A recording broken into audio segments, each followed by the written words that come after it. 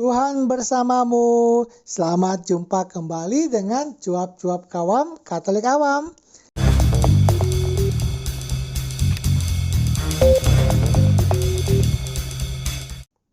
Apa kabar Bapak dan Ibu, kakak dan adik, saudara-saudara, teman-teman dan rekan-rekan semua? Semoga baik adanya, sehat, sejahtera, dan bahagia. Mari bersama dengan Cuap-Cuap Kawam Katolik Awam, kita membaca dan mendengarkan bacaan dan renungan hari ini. Ingatlah untuk memberikan suka, komentar, dan bagikan kepada yang lain, sehingga mereka dapat membaca dan mendengarkan bacaan dan renungan hari ini, serta mendapatkan berkat belas kasih dari Tuhan. Mari kita hening sejenak sebelum kita membaca. Bacaan diambil dari Kisah Para Rasul bab 3 ayat 1 sampai dengan 10. Pada suatu hari menjelang waktu sembahyang, yaitu pukul 3 petang, naiklah Petrus dan Yohanes ke bait Allah. Di situ ada seorang laki-laki yang lumpuh sejak lahirnya sehingga ia harus diusung. Tiap-tiap hari orang itu diletakkan dekat pintu gerbang bait Allah yang bernama Gerbang Indah untuk meminta sedekah kepada orang yang masuk ke dalam bait Allah. Ketika orang itu melihat bahwa Petrus dan Yohanes hendak masuk ke bait Allah, ia meminta sedekah. Mereka menatap dia dan Petrus berkata, "Lihatlah kepada kami." Lalu orang itu menatap mereka dengan harapan akan mendapat sesuatu dari mereka. Tetapi Petrus berkata, "Emas dan perak tidak ada padaku, tetapi apa yang kupunyai kuberikan kepadamu. Demi nama Yesus Kristus, orang Nazaret itu, berjalanlah." Lalu ia memegang tangan kanan orang itu dan membantu dia berdiri. Seketika itu juga kuatlah kaki dan mata kaki orang itu. Ia melonjak berdiri lalu berjalan kian kemari dan mengikuti mereka ke dalam bait Allah, berjalan dan melompat-lompat serta memuji Allah. Seluruh rakyat itu melihat dia berjalan sambil memuji Allah. Lalu mereka mengenal dia sebagai orang yang biasanya duduk meminta sedekah di gerbang indah bait Allah, sehingga mereka takjub dan tercengang tentang apa yang telah terjadi padanya. Demikianlah sabda Tuhan. Syukur kepada Allah. Inilah Injil suci menurut Lukas bab 24 ayat 13 sampai 35. Pada hari itu juga, dua orang dari murid-murid Yesus pergi ke sebuah kampung bernama Emmaus yang terletak kira-kira 7 mil jauhnya dari Yerusalem. Dan mereka bercakap-cakap tentang segala sesuatu yang telah terjadi. Ketika mereka sedang bercakap-cakap dan bertukar pikiran, datanglah Yesus sendiri mendekati mereka, lalu berjalan bersama-sama dengan mereka. Tetapi ada sesuatu yang menghalangi mata mereka, sehingga mereka tidak dapat mengenal dia. Yesus berkata kepada mereka, "Apakah yang kamu percakapkan sementara kamu berjalan?" Maka berhentilah mereka dengan muka muram. Seorang dari mereka, namanya Kleopas, menjawabnya, "Adakah engkau satu-satunya orang asing di Yerusalem yang tidak tahu apa yang terjadi di situ pada hari-hari belakangan ini?"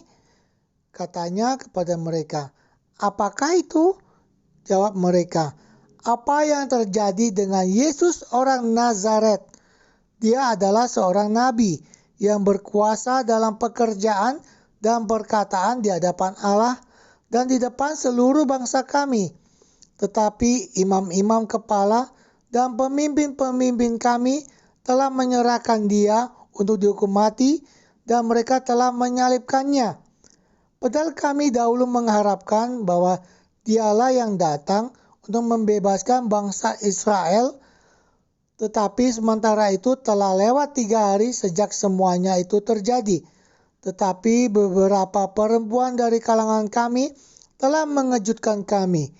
Pagi-pagi buta, mereka telah pergi ke kubur dan tidak menemukan mayatnya.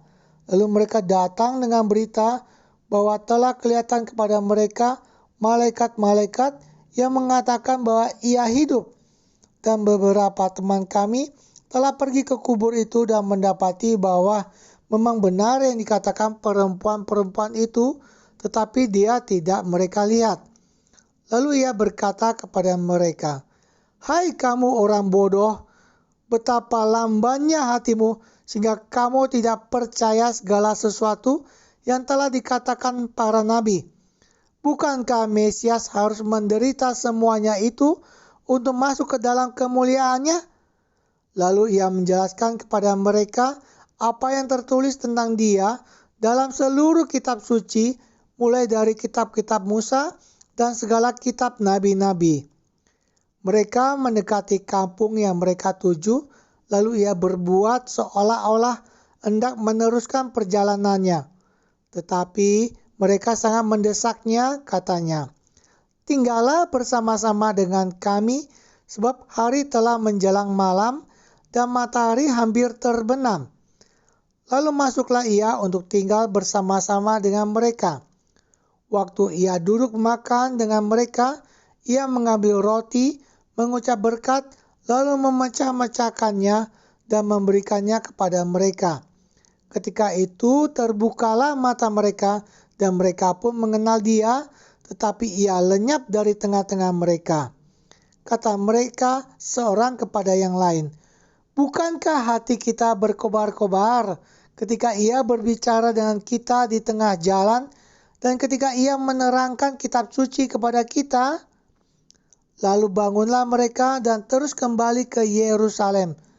Di situ mereka mendapati ke-11 murid itu. Mereka sedang berkumpul bersama-sama dengan teman-teman mereka. Kata mereka itu, "Sesungguhnya Tuhan telah bangkit dan telah menampakkan diri kepada Simon."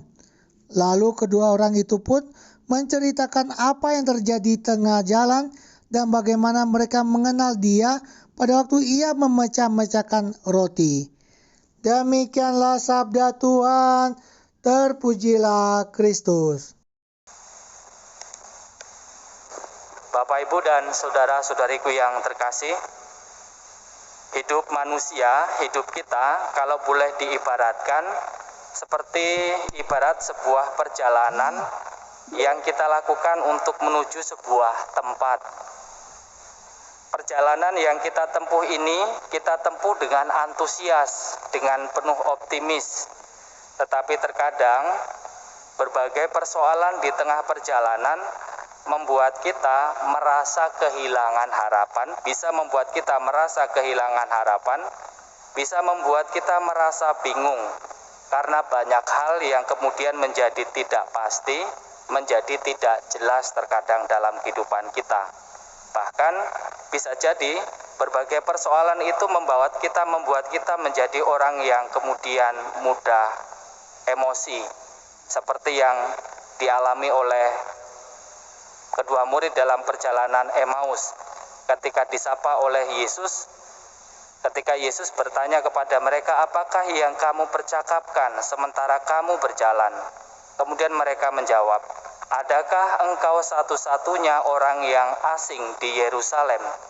Menandakan bahwa mereka geram dengan situasi dan merasa heran bahwa ada orang yang tidak tahu dengan persoalan itu.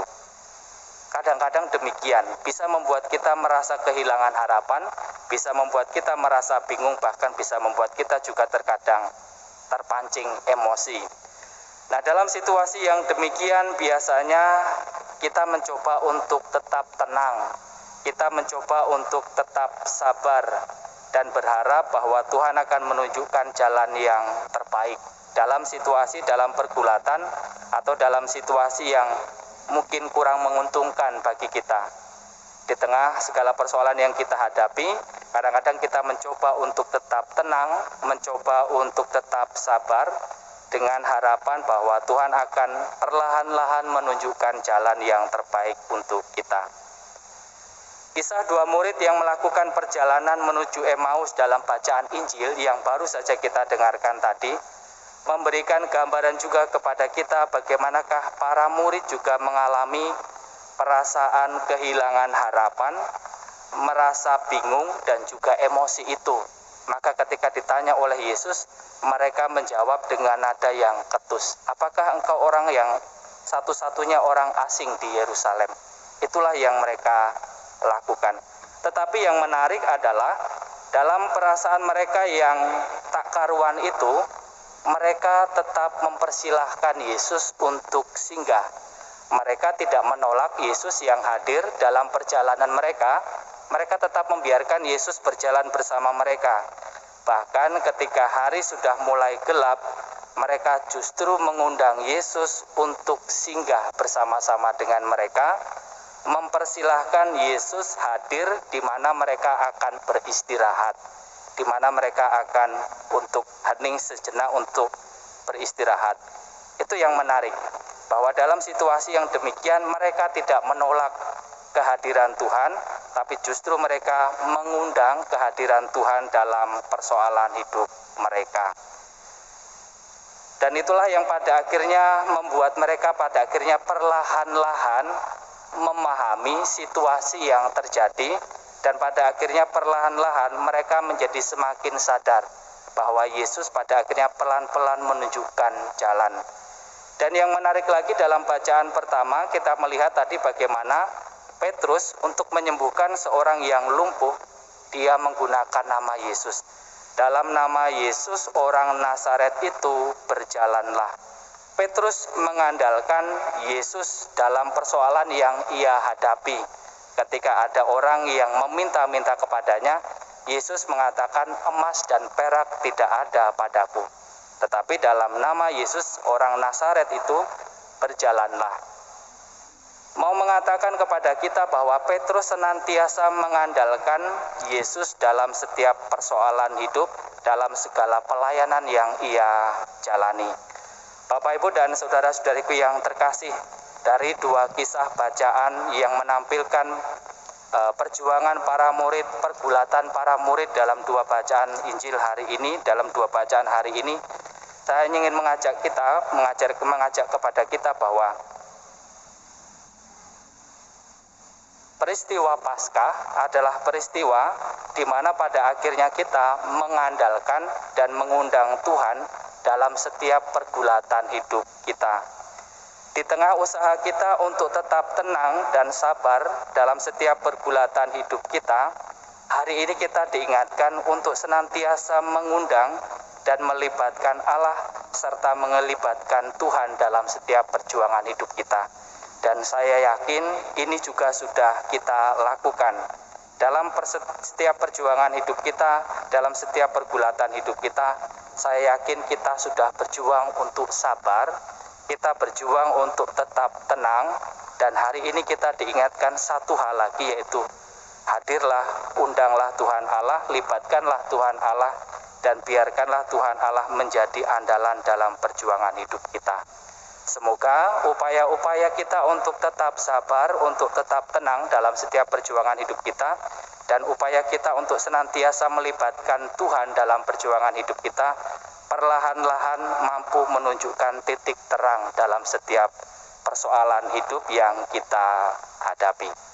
Semoga Tuhan memberkati kita. Amin.